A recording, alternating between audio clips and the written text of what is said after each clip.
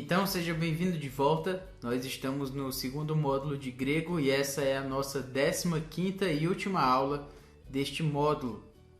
Eu sou muito grato a Deus pela oportunidade que Ele me deu de ter ensinado a vocês todas essas aulas. Espero que Ele realmente tenha encorajado você, tenha feito você ter conhecido mais sobre Ele, sobre o nosso Senhor, a partir do que nós estudamos aqui nas nossas aulas de grego. Então queremos introduzir um pouco o que nós queremos estudar hoje. Primeiro, queremos falar sobre o particípio perfeito. A gente vai tratar sobre qual é a diferença que vai fazer quando alguém usa um particípio perfeito de um particípio presente ou aoristo. A gente vai explicar um pouco sobre isso. A gente vai explicar também sobre o genitivo absoluto. A gente vai explicar o que é isso primeiro, né? Às vezes a gente acha que o genitivo a gente ensinou, que o genitivo, para aqueles efeitos, né, deveria ser traduzido como posse, mas o genitivo tem outras formas de ser traduzido também. E nesse caso a gente vai falar sobre esse genitivo absoluto, que tem tudo a ver com o nosso particípio. Também teremos o nosso vocabulário, nosso último vocabulário, e também a nossa tradução. Lembre-se, só um detalhe sobre isso, é que o nosso vocabulário hoje vai ser um pouco mais extenso, porque nós vamos tomar um pouco mais do nosso livro de William Mouse, Fundamentos do Grego Bíblico. Mas eu entro em detalhes sobre isso também no final da nossa aula. Então, espero que você goste dessa nossa última aula e até daqui a pouco. Então, particípios do perfeito e genitivo absoluto, especificamente o capítulo 30 do livro de William Mouse. Aqui no particípio perfeito, primeiro a boa notícia, ele é o último a ser aprendido. Então a gente já aprendeu os outros particípios e esse é o último a ser trabalhado. Tendo a mesma força de significado do modo indicativo, os particípios perfeitos trazem grande ênfase ao texto. Então lembre-se disso, grande ênfase ao texto. Se você viu um perfeito, lembre-se que eu já falei que o perfeito é uma das formas menos utilizadas. Por ele ser uma forma verbal menos utilizada, isso quer dizer que quando ele é utilizado, ele vai ser utilizado intencionalmente, ou seja, é uma ideia de que vai trazer uma forte ênfase para aquela questão que está sendo trabalhada. A tradução, uma sugestão é usar depois de ter e a forma do particípio em português, ou seja, depois de ter comido. O emprego de depois de é opcional e depende do contexto. Então isso aqui é só uma dica, né? Se não der certo, você pode usar outra, enfim. Mas a tradução, ele pode ser traduzido como presente, como passado. O que importa é que você entenda essa questão da ênfase aqui. O tempo cronológico, enfim, esse tipo de coisa, é bem secundário dentro dessa questão e vai estar mais especificamente tratado no contexto. Sobre a reduplicação, o particípio perfeito é formado com a raiz do perfeito e a reduplicação continua. Então, trabalhando aqui o particípio perfeito ativo, nós temos a reduplicação, no caso aqui lé, particípio, a raiz do tempo perfeito, li, o formativo do tempo, capa, e também o morfema do particípio, no caso aqui ômicron tal, e as terminações pessoais primárias ativas. E com isso nós temos lelicotes, com isso você tem o particípio perfeito ativo. No nosso paradigma aqui, a gente tem lelucos, lelucotos, lelucote, lelucota, lelucotes, lelucoton, lelucosi e lelucotas, isso seguindo a terceira declinação no masculino. No feminino segue a primeira declinação, lelicuia, lelucuias, lelicuia, lelicuian, lelicuiai, lelicuion, lelucuias e lelucuias. Para a terceira declinação, é a que se segue a partir do neutro. Lelucos, lelucotos, lelucote, lelucos. Lelucota, lelucoton, lelucosi e lelucota. Com isso você tem o paradigma do perfeito ativo. Como eu já tenho falado aqui também, se você consegue memorizar essa primeira parte aqui, nominativo e genitivo, Isso vai facilitar a sua vida, vai ficar mais fácil para você, se você trabalhar essas questões aqui primeiro. Particípio médio passivo. Vamos então para lá. Reduplicação, lé, raiz do tempo perfeito, o morfema do particípio, menor e as terminações dos casos sigma. No caso aqui nós temos lelumenos. Com isso, lelumenos, lelumeno, lelumeno, lelumenon, lelumenoi, lelumenon, lelumenois, lelumenus. Feminino, perceba aqui que ele segue a primeira declinação e o masculino seguiu a segunda declinação, certo? Ou seja, isso quer dizer que isso se torna um pouco mais fácil para a gente. O médio passivo segue segunda declinação, a primeira que a gente aprendeu lá na época dos substantivos. O feminino, lelumene, lelumenes, lelumeno, lelumenen, lelumenai, lelumenon, lelumenais, lelumenas. Lelumenon, lelumeno, lelumeno, lelumenon, lelumena, lelumenon, lelumenos e lelumeno. Próximo ponto, então, aqui dentro da nossa aula, é tratarmos sobre o genitivo absoluto. Bom, um pouco de atenção aqui, porque realmente é um assunto diferente do que a gente já abordou, mas depois de uma certa análise vai ficar bem mais simples. Primeiro, a definição gramatical. O genitivo absoluto, a ideia de absoluto, quer dizer que ele não tem relacionamento gramatical com o restante da frase, ok? Então, é como se ele fosse sozinho. Ele tem um poder de significado e uma certa autonomia, vamos dizer assim. Ele é absoluto. A ideia do genitivo absoluto vai ser essa. Então, ele é um substantivo ou pronome e um particípio no genitivo. Você deve lembrar que o particípio ele é uma forma que não tem sujeito em si. Ele é uma forma nominal, certo? Ele é uma forma, como se poderia dizer, infinitiva, no sentido de que ele não tem um sujeito. Mas o genitivo absoluto, o que ele é? Ele é uma espécie de uma inserção de um sujeito mais o particípio. E aí forma como é que eu posso dizer? Forma um núcleo de significado completo, mas sendo que o verbo está no particípio. E como é que eu vou saber assim? Eu vou saber porque o sujeito aqui vai estar no genitivo e o particípio também vai estar no genitivo. E isso vai formar o genitivo absoluto. Então é um substantivo ou pronome, um particípio no genitivo que não tem conexão gramatical com o restante da frase, certo? Não tem conexão gramatical, ou seja, é absoluto. Então não haverá na frase nenhuma palavra, ou seja, na sentença, que o particípio mude. Então, kai, elthus, autu, lalontos, paraginetai, iudas. Com isso, o que a gente tem aqui é o seguinte: kai, elthus, então, e logo, autu, lalontos, paraginetai, iudas. O que nós temos aqui? Autu, lalontes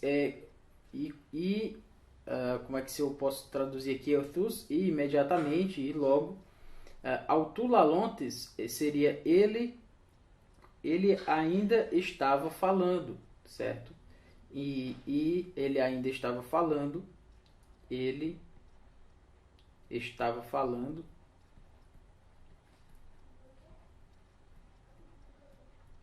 Paraginetai chegou Judas, certo?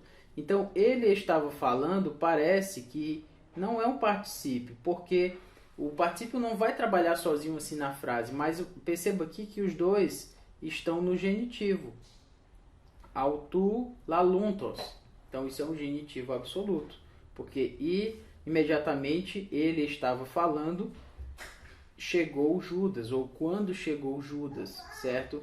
Então, é mais ou menos essa a ideia que a gente tem aqui. Então, dentro das nossas dicas aqui, você tem que perceber o seguinte.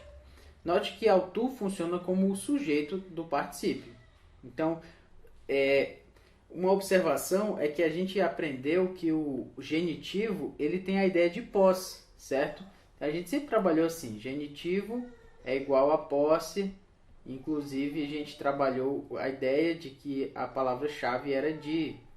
Mas nesse genitivo absoluto aqui, pessoal, essa distinção aqui, ela desaparece e o genitivo, neste caso aqui, ele vai trabalhar como um sujeito, certo?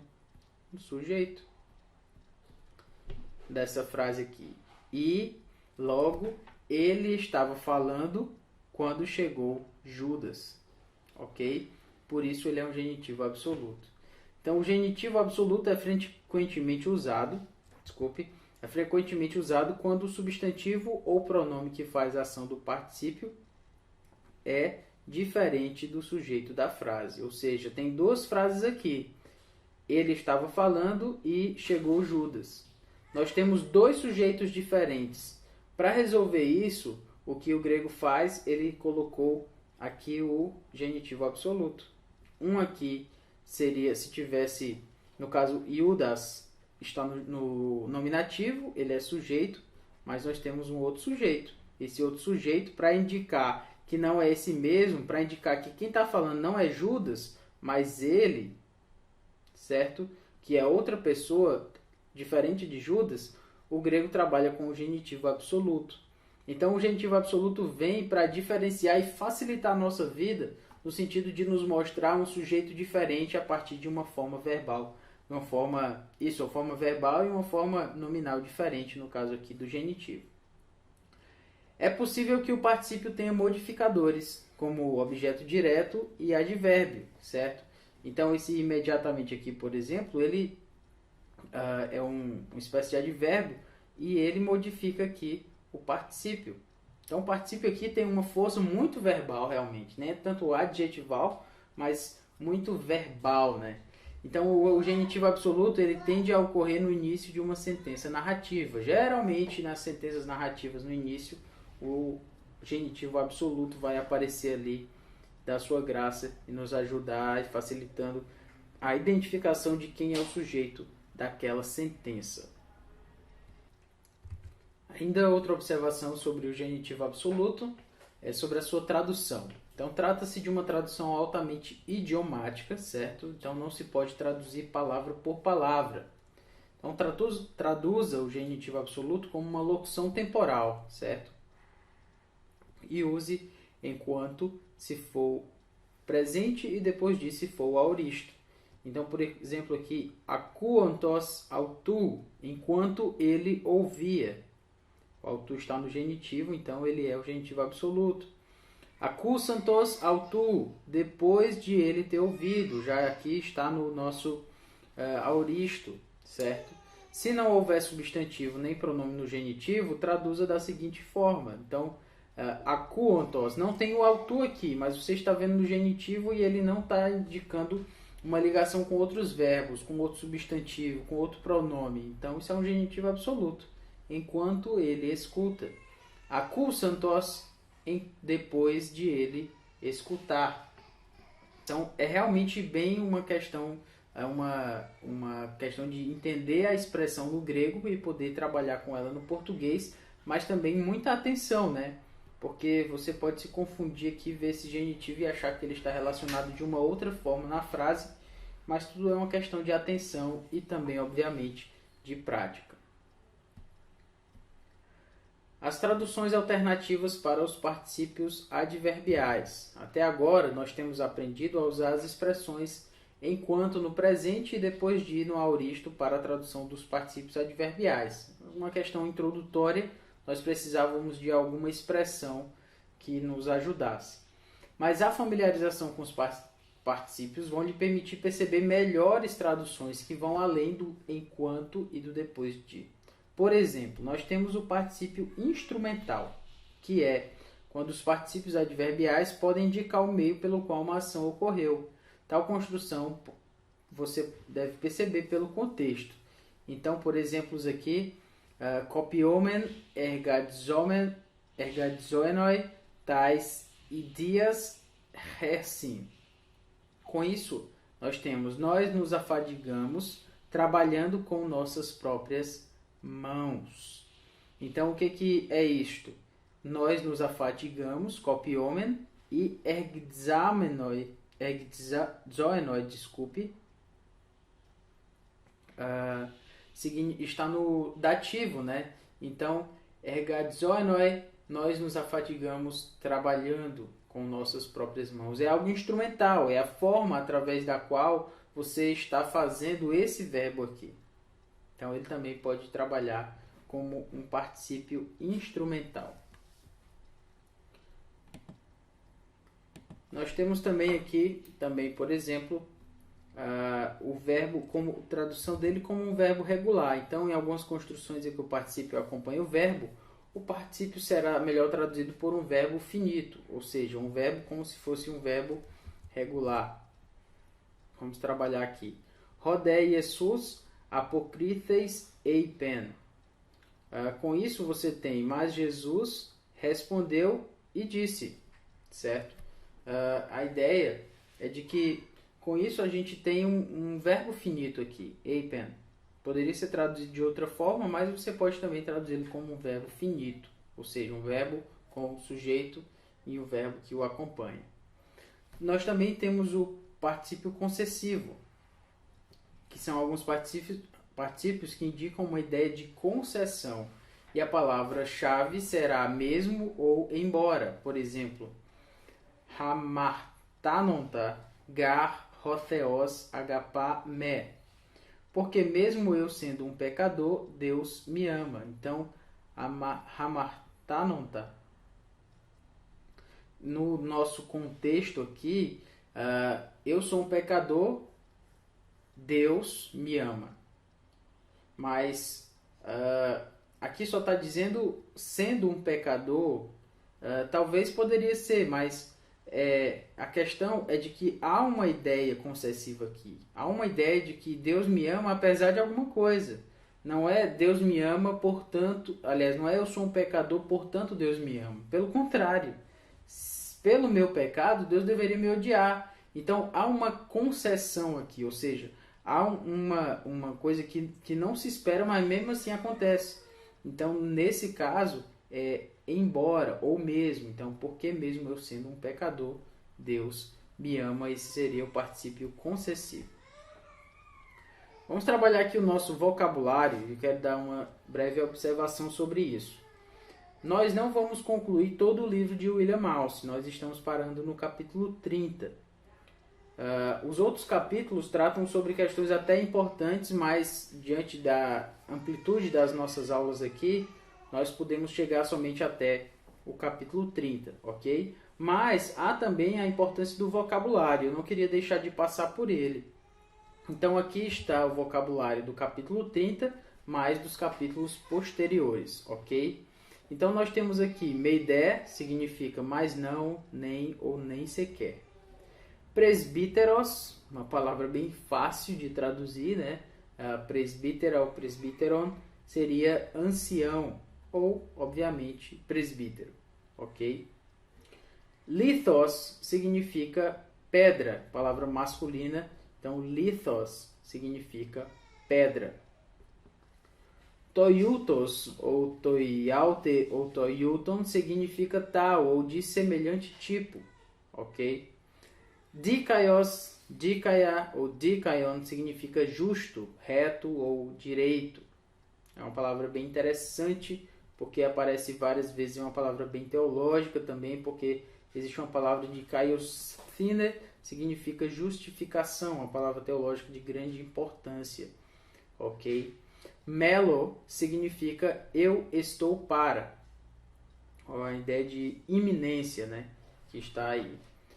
Apólime significa no ativo eu destruo ou eu mato, que é eu destruo, ok?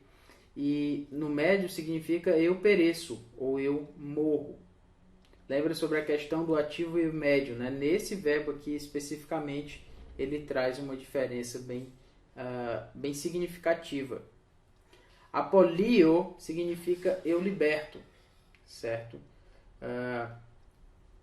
Eiter significa se, ou dependendo de como ele é trazido aí.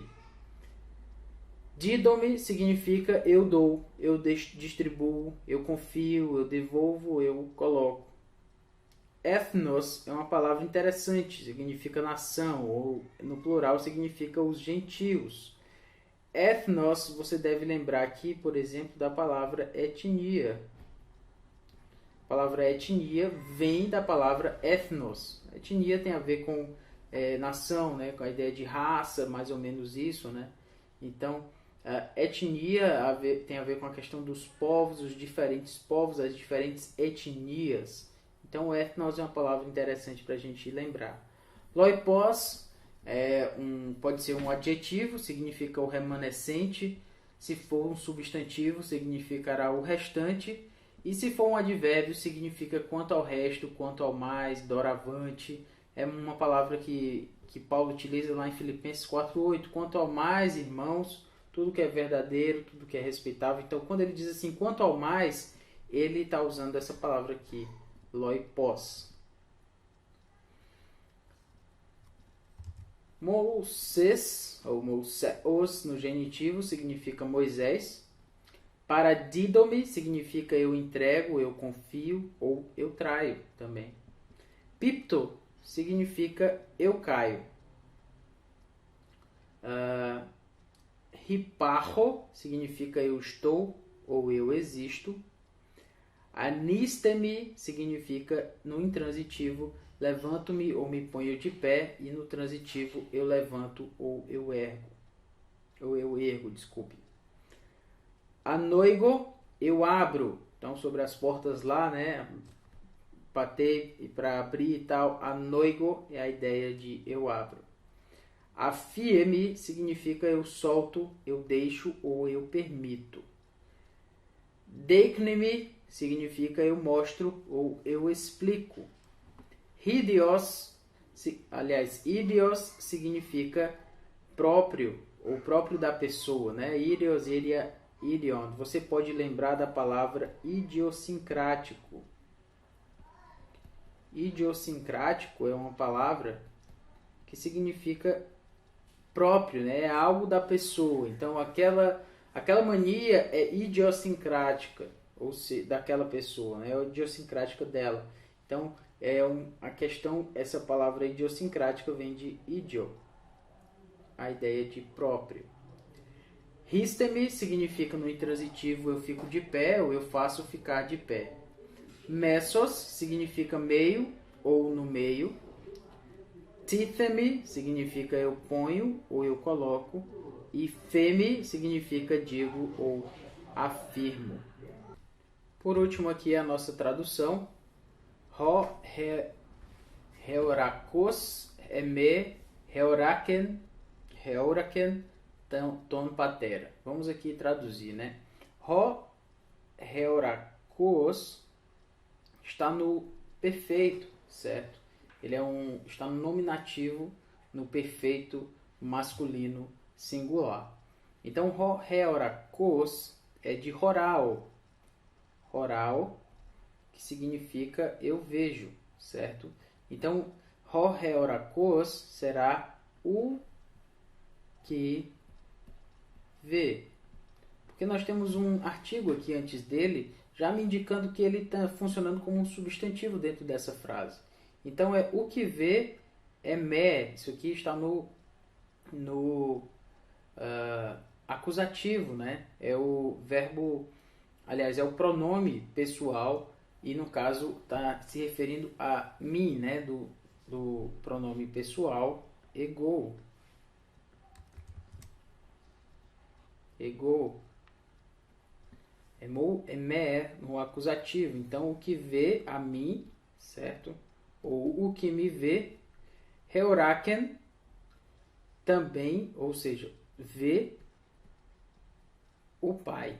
Ton patera, vê o pai.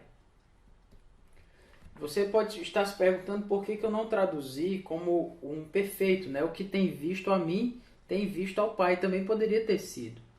Ele está no perfeito, mas lembre-se de que a questão não é o tempo cronológico, mas a ênfase que o verbo está sendo trazido aqui. E essa é uma palavra, é uma frase, né, com muita ênfase. Primeiro, por conta do perfeito, Ho é orakos e eme é oraken. Então, com isso, a gente tem dois perfeitos aqui, um particípio no indicativo, o que indica que Jesus Cristo está trazendo uma grande ênfase para o que ele está falando.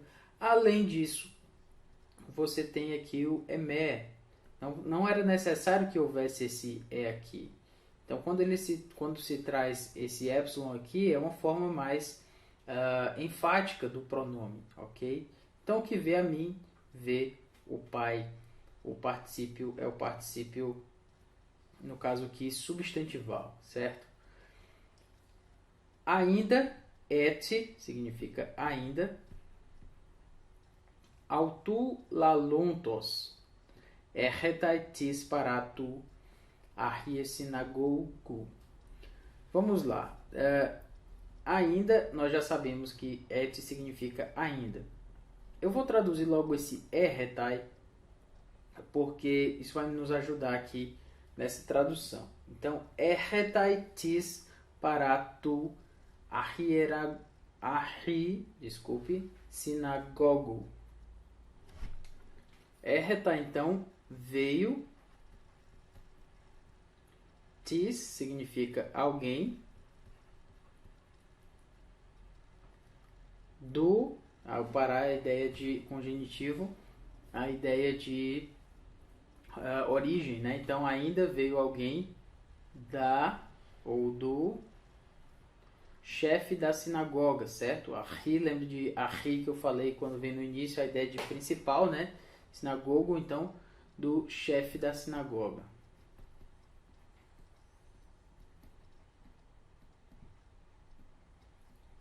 Mas nós temos aqui o autu laluntos. Esse autu aqui está no genitivo, né? Bem como o laluntos. Ou seja, isso aqui tem cara de um genitivo absoluto. Ainda ele, laluntos, falava ou estava falando, né? Então, ainda ele estava falando. E aqui a gente vai ter que fazer aquela questão lá idiomática, né? Quando, a palavra quando não está no texto, mas está implícita aqui. Então, ainda ele estava falando quando veio alguém do chefe da sinagoga. E assim a gente tem a nossa tradução. Então, espero que você tenha gostado da nossa última aula, nossa 15ª aula aqui deste módulo de grego. E queremos retomar rapidamente aqui o que nós aprendemos hoje. Primeiro nós tratamos sobre o particípio perfeito, falamos sobre a sua forma, sobre o seu paradigma e tratamos também sobre a questão, obviamente, do ativo, médio e passivo. Então é importante que a gente tente memorizar essas formas verbais, porque elas vão ser recorrentes na nossa leitura e nós vamos sempre acabar trabalhando com elas. Também nós falamos sobre o genitivo absoluto, que é quando o particípio passa a ter um sujeito, né, e esse sujeito vai estar no genitivo. Geralmente o particípio não tem um sujeito, mas quando ele está dentro de uma construção chamada genitivo absoluto, como nós falamos, então ele passa a ter um sujeito, seu sujeito vai estar no genitivo. Então falamos sobre isso também. Além disso, nós falamos sobre o nosso vocabulário. Uma palavra interessante foi a palavra ethnos, que significa nação, né? E com isso dessa palavra a gente tira a palavra etnia, por exemplo, né? Ethnos, que tem a ver com povo, toda essa questão também. Por último, tratamos sobre a nossa tradução, então ali a nossa parte prática do nosso curso, e sempre com uma dica de que você deve colocar em prática aquilo que nós temos trabalhado também. Duas observações. Primeiro, você sempre teve como plano de fundo aqui do nosso segundo módulo, esse aqui atrás, como você está vendo no vídeo, esse manuscrito, né, o Códice Sinaítico, e nós estamos aqui diante de João capítulo 1, versículos 1 e versículo 2, como nós trabalhamos já em uma das nossas aulas, né? Então tem sido sempre um prazer trabalhar com manuscritologia, e isso é só um toque, né, do que a gente pode ver. Você está diante de um manuscrito do século IV, graças a Deus que ele tem nos dado acesso a essas fontes também sobre o nosso grego, né? Então essa era a primeira observação. A segunda é que eu quero novamente agradecer a você que acompanhou até aqui as nossas aulas de grego. Lembre-se de que grego é prática. Você nunca vai aprender o grego se você não praticar. Então essas aulas não fazem o menor sentido se você não tem trabalhado, se você não tem praticado, se você não tem memorizado. Se você não faz isso, você perdeu tempo. E eu espero que isso não tenha acontecido. Então utilize o que você já aprendeu até agora para que você pratique, né? Como eu sempre tenho falado, nos seus estudos bíblicos, nas suas pregações, seja lá até mesmo no seu devocional. Você tomar uma palavra, uma construção verbal, enfim. Tudo isso vai ajudar você a conhecer mais sobre o grego e tornar esse grego aplicável à sua vida e não só como algo distante que eu aprendi lá no seminário. Então esse era o meu recado. Louvo a Deus por ter me dado essa oportunidade de ensinar grego para vocês. Eu aprendi muito com tudo isso. Sistematizei muito do conhecimento que Deus já tinha me dado. Então também tudo isso me ajudou a reter mais, a conhecer mais sobre a língua, a querer estudar mais, a querer conhecer mais. E isso tudo foi graça de Deus. Então eu louvo a Deus porque Ele me deu essa oportunidade. Espero que vocês também cresçam no conhecimento do grego, aprendam mais sobre o nosso Deus e apliquem isso para a igreja. E um último toque, né, como pastor, preciso lembrar você, nunca esqueça de que o seu conhecimento de grego foi Deus que deu, certo? Então não foi a sua inteligência, não foi a sua própria capacidade, tudo isso veio do nosso Deus.